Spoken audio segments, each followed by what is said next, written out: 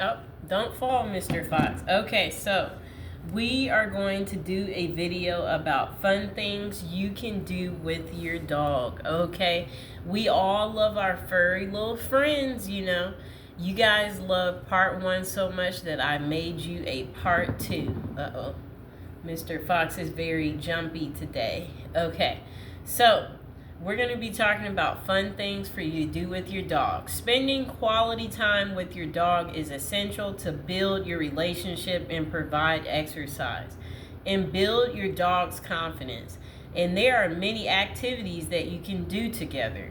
Here are just some examples of fun things to do with your dog. Okay, so agility for dogs. In agility trials, human handlers guide dogs off leash through obstacle courses that consist of hurdles. Okay, so it's tunnels, balance beams, climbing structure, weave poles, and more. Okay, so this can help them, be very competitive, or it could just be something fun for you and your dog to do. Dogs gain confidence and release energy through this and learn how to stay focused while in high spirits. So the next thing you can do is animal assisted activities. Animal assisted activities usually take place in hospitals or nursing homes, not in rehab settings. Human dog teams visit to help boost people's spirits or promote socialization rather than to work on specific patient goals. Facilities that use animals for these activities may or may not require that handlers and their dogs become certified. Animal assisted therapy. Animal assisted therapy is more goal directed than animal assisted activities. The results may be documented to meet a particular patient-specific goals. Both are valuable tools that can be used to promote well-being while celebrating the joy inherent in the canine-human bond. And they're saying there's several programs in the United States that certifies both. So my thing would be to go backpacking with your dog, because I like to travel. Dogs are like people. They love to get away from it all. If you're going on a backpacking trip with your dog, plan ahead. Taking a dog out on the trail with some type of fitness conditioning can be dangerous to your dog's health. Fitness doesn't come overnight, so start the process well before your trip. Check with your local authority to see whether pets are allowed in the area where you'll be trekking. Some places allow dogs but require permits. Carry a first aid kit for you and your dog and know how to administer basic first aid if your dog becomes injured at any time of the year. Remember to pack enough water for you and your dog. See, that one's very important. Day trips with your dog. That sounds so much fun. Me and him took a day trip to Daytona together, and we had an exquisite time, and we went back home to Jacksonville the same day. So we had a full day, because we got in we got in Daytona at 11 a.m. and then we left at 7, so we had a full fun day. Day trips with dogs. Most dogs love to ride in the car when possible. Take your dog along if you're visiting family or friends. For a special treat, include a side trip to do some shopping with your dog. Plus, some dogs like to browse pet supply stores, many which allow your dog to be inside, which we all love.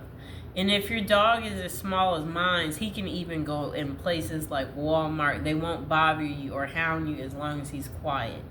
And if you guys like what I'm talking about, now would be a good time to like the video and to subscribe. And the next place to take your dog is, of course, the dog park. Dog park, places where your dog are allowed to roam free, are becoming the more common places to go in the city. Most are securely fenced, have safety signs posted with park rules, and require that you clean up after your dog. Social dogs enjoy meeting new dog friends and returning to see them time and time again. You just have to show up at the same time again. and talk to the owners, and they'll let you know when they'll be back. You might make new friends as well. If your dog is small, supervise them closely around other dogs. I always have to do that because they like to gang up on the fox. While trying to play, a big dog might injure a small dog unintentionally. Some parks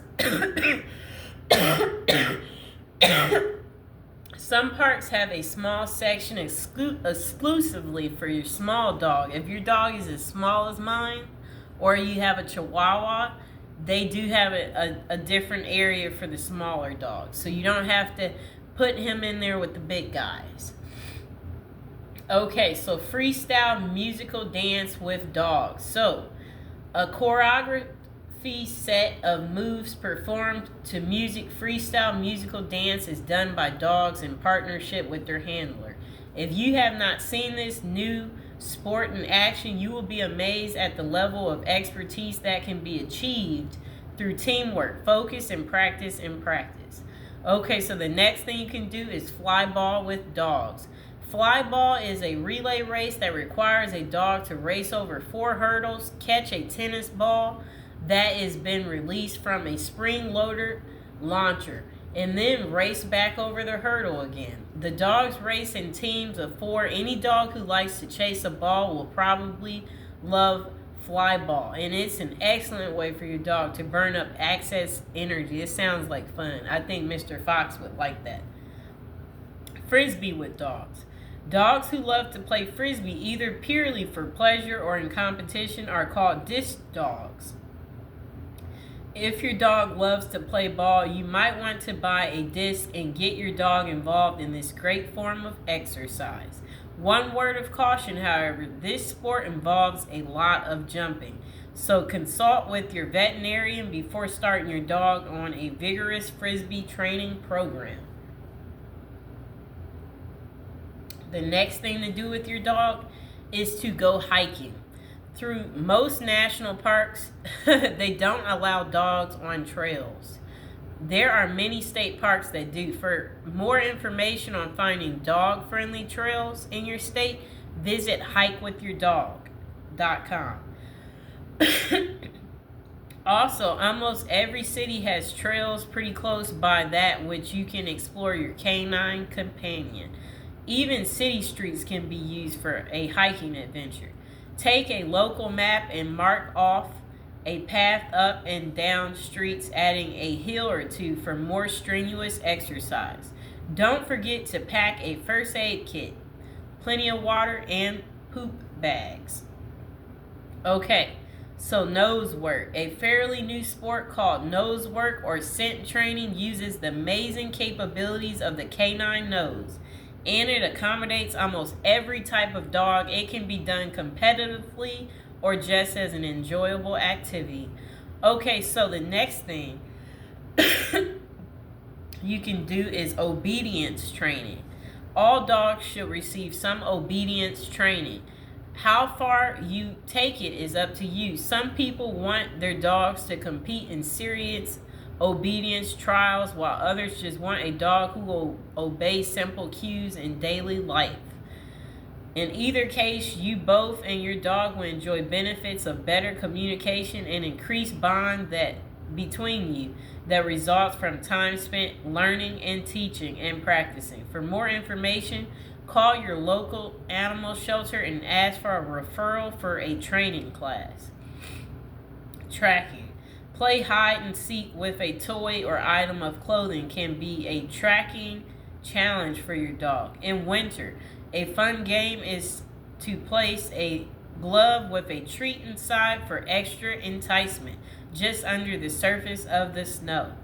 Okay, so you could do something called trick training, using clicker training or lure training. To teach your dog to do tricks is a great way to spend time with your dog, improve your relationship, and make obedience training even more fun, using treats for motivation. Once you and your dog have a repertoire of tricks, you can show off your wonderful dog. Okay, so the next thing you can do is vacation with your dog and figure out pet-friendly travel. If you haven't taken a vacation with your dog, give it some thought. It can be very rewarding to have your dog along on the adventure. And many hotel chains accept dogs, includes vacation rentals, condos, Airbnbs, cabins. Okay, if you want to take it a step farther, look into dog camps, the ultimate vacation for you and your dog. They provide training opportunities, games, and plenty of other dogs to interact with. That sounds like a lot of fun. When thinking about involving your dog in any strenuous activity, consider their health and physical ability. If your dog has not been exercising regularly, schedule a visit to your veterinarian if more than a checkup is needed. Your vet will advise you. They might also encourage you to increase your dog's exercise level gradually. Remember, your dog loves spending time with you, so get out there with your canine companion and have some fun. Okay?